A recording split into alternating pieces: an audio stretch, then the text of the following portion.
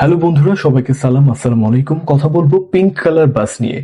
গত 18 তারিখে এই বাসগুলো উদ্বোধন করা হয় এবং তারপর থেকে আমি পুরো ফেসবুক, সোশ্যাল মিডিয়া সব জায়গাতে এটা নিয়ে অনেক কথা শুনতে পাচ্ছি বা অনেক রকম হাসি ঠাট্টা এগুলো নিয়ে রিভিউ পাচ্ছি। এখন দেখেন, আহ, এটা আমাদেরকে পজিটিভলি নিতে হবে, ভালোভাবে এটাকে প্রেজেন্ট করতে হবে। আমরা এটাকে এত ট্রল করতে থাকলে এটা একসময় বিলুপ্ত হয়ে যেতে পারে। হ্যাঁ, এটা সত্যি, এটা মানে বন্ধ হয়ে যেতে পারে। কারণ এর আগেও বেশ কয়েকবার কিন্তু এরকম মহিলাদের জন্য বাস চালু হয়েছিল ঢাকায়। কিন্তু হয়তোবা সংখ্যা কম থাকায় বা সংখ্যা কম থাকায় নষ্ট হয়ে যাওয়া বা মেনটেন ঠিকভাবে না করার কারণে এটা অফ হয়ে যায়। তো এটা এখন থেকে আমরা যদি এই বিষয়টাকে তুলে ধরি বারবার পজিটিভলি, তাহলে আমাদের এইখানে আরো গুরুত্ব দেবে বা এটাকে আরেকটু বাড়ানোর চেষ্টা করবে তারা বাসের জন্য, মানে অথরিটির দায়িত্বে যারা আছে। এটাকে এইভাবে প্রেজেন্ট করতে হবে। এখন আমরা নিউজ করে দিচ্ছি কি প্রথম দিনেই অ্যাক্সিডেন্ট হয়ে গেল বা প্রথম দিনেই হচ্ছে দুর্ঘটনা হয়েছে। আচ্ছা, প্রথমে আমি একটা নিউজ দেখেছি যে বলাকা নামে একটা বাস আছে, ও হচ্ছে আগে মেরেছে। তো দোষটা আসলে কার? মহিলা বাসের। হ্যাঁ, এটা হতে পারে যে মহিলা ড্রাইভার যিনি আছে উনি হয়তোবা হঠাৎ করে ব্রেক করেছে, এই জন্য হয়তোবা মেরে দিয়েছে, এরকমও হতে পারে, অনেক কিছুই হতে পারে। অ্যাকচুয়ালি দেখেন, যে বাস ড্রাইভারটা ছেলে বাস ড্রাইভার, যার অভিজ্ঞতা অনেক বেশি, সেও কিন্তু অ্যাক্সিডেন্ট করে বা তারও কিন্তু ভুল হয়। সেখানে মহিলা একজন ড্রাইভার, তার তো ভুল হতেই পারে, তাই না? হওয়াটা অসম্ভবের কিছু না, খুব সোজা একটা বিষয়। তো এখন যেভাবে গণহারে এভাবে উল্টাপাল্টা পোস্ট, এটা খুব বাজে একটা ইমপ্রেশন তৈরি করবে।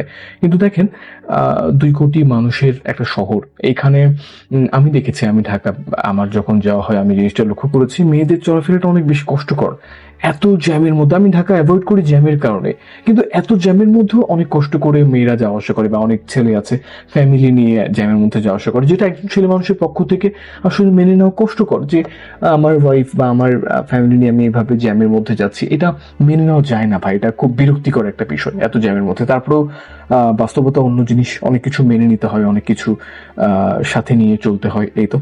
তো আমি জানি যে শুধু আমি এই যে ভিডিওটা করছি, এটা আমি আমার জন্য বলছি।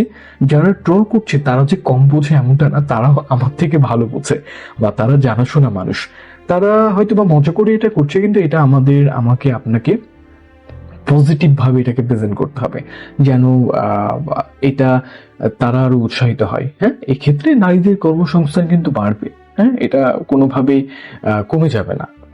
মনে হতে পারে যে ভুল কিছু হচ্ছে তাদের সাথে বা তাদের অন্যদিকে খারাপ কিছু হচ্ছে, এরকম কিছু হবে না।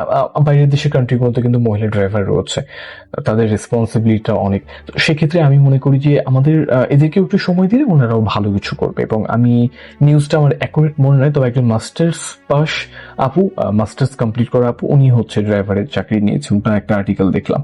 তো আমার এতটুকু অনুরোধ থাকবে যে যারা আমার থেকে ভালো বুঝেন তারা ভুল তো করবেনই না, আর যারা হচ্ছে আমার এই ভিডিও দেখছেন তারা অবশ্যই ট্রাই করবেন যে এটাকে যেন পজিটিভলি নিয়ে, অনেকে এটা নিয়ে মানে অন্য লেভেলের ট্রল হচ্ছে এই সময় আমি দেখছি।